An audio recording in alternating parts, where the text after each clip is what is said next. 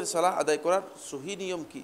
খতমে তারাবি না, না, খতমটা করতে পারলে উত্তম, কোনো সন্দেহ নেই। কোরআনের খতম হলো, আপনি শুনলেন, কিন্তু খতমটা বাধ্যতামূলক কিছুই না, খতমটা বাধ্যতামূলক কিছুই না। আপনি সূরা পড়েন, যেটাই পড়েন, কিন্তু আপনার এই সালাত হবে রাতের সালাতের যে মানে ধরন রাসূলুল্লাহ সাল্লাল্লাহু আলাইহি ওয়াসাল্লাম দিয়েছেন। রাতের সালাতের সবচেয়ে উত্তম পদ্ধতি হচ্ছে তুলুল কিয়াম, লম্বা দীর্ঘক্ষণ দাঁড়িয়ে তেলাওয়াত করা, তুলুল কুনুত মানে দীর্ঘক্ষণ তেলাওয়াত করা। রাতের সালাতের নিয়ম হচ্ছে এটি, আপনি সেভাবে আদায় করবেন এবং ধীরস্থিরভাবে আদায় করবেন, ধীরস্থিরভাবে আদায় করবেন।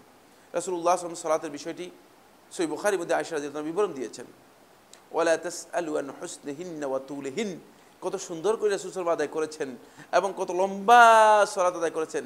এই 4 রাকাত সম্পর্কে আর প্রশ্ন করো না, প্রশ্ন করলে উত্তর দিতে পারবো না। বুঝতে পেরেছেন কিনা? এভাবে আদায় করতেন। কিন্তু আমাদের এখানে মানে আমরা কি মানে আল্লাহর সাথে কন্ট্যাক্ট করলাম, কার সাথে কন্ট্যাক্ট করলাম জানি না, 20 টাকা ঠেকে দিলাম আল্লাহকে। এবং এটা এত দ্রুত যে কেউ কেউ বলতেছে 20 টাকা তাকে 20 মিনিটের মধ্যে শেষ করে দিচ্ছে।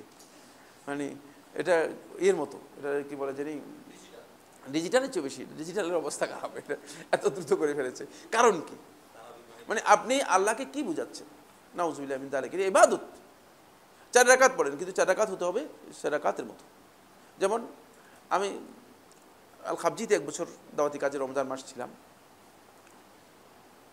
প্রথম রাত্রে 4 রাকাত পড়তো, শেষ রাতে 4 রাকাত পড়তো। বুঝতে পেরেছেন? প্রথম রাত্রে 4 রাকাত পড়তো, এটি রাত্রের মানে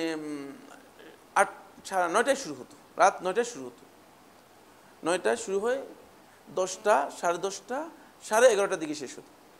4 রাকাত পড়তো। বুঝতে পেরেছেন কিনা? বুঝতে পেরেছেন তো? না বুঝতে পারেন নাই? এই হলো সালাত। আমরা কি জানি প্রবৃত্তির অনুসরণ করতেছি আর কি, আমাদের হাফেজ কতগুলো দায়িত্ব দিয়েছি, কি কন্ট্যাক্ট, এগুলো কিসের কন্ট্যাক্ট করে নিয়েছি আমরা? এইটা কোন ইবাদত আমি জানি না। শেষ রাতে 4 রাকাত পড়তেন একেবারে ফজর পর্যন্ত।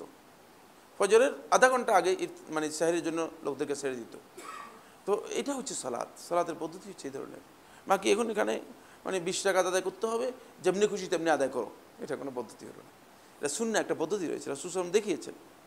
সেটা কিভাবে হবে? সে তুলুল কুনুত হবে, দীর্ঘক্ষণ কেরাত হবে, তারপরে মানে রুকু সিজদা হবে ধীরস্থিরভাবে, সিজদার মধ্যে লোকেরা দোয়া করবে, রুকুর মধ্যে লোকেরা আল্লাহ তাআলার মহত্বের কথা বর্ণনা করবে, কোনো কিছু নেই, দোয়া টোয়ার কোনো নামগন্ধ নেই, মানে সব এলোমেলো করে দিয়েছে।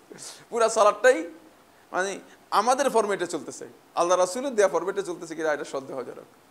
এই ফরম্যাট চলবে না, এটাকে ডিলিট করতে হবে না, রাসূল সাল্লাল্লাহু আলাইহি ওয়াসাল্লাম ফরম্যাটে নিয়ে আসতে হবে। তাহলে আপনার সালাত আল্লাহ তাআলার কাছে গ্রহণযোগ্য হবে, সালাত হবে, অন্যথায় সেটা সালাত হবে না। 10 দিনে খতম তারাবির নামাজ পড়া কি সহিহ? 10 দিনে আপনি যদি 2 দিনে করতে পারেন, কিন্তু আপনি এই সালাত মানে উদ্দেশ্য কি সেটা আপনার জানতে হবে। রাসূল সাল্লাল্লাহু আলাইহি ওয়াসাল্লাম এই ধরনের কাজ করেন নাই, এবং এটার সুন্নাহ তরিকার পরিপন্থী। এটা সওয়াবের চেয়ে আমি জানি না সওয়াবের চেয়ে গুনাহ হয় কিনা, এই আশঙ্কা আছে।